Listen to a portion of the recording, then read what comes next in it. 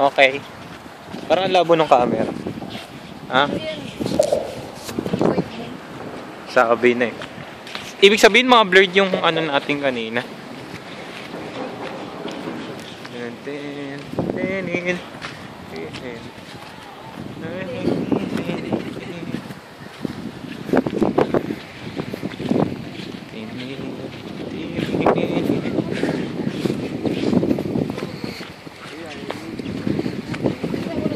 Excuse me.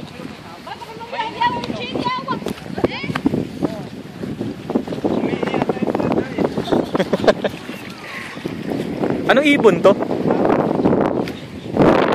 Sushi.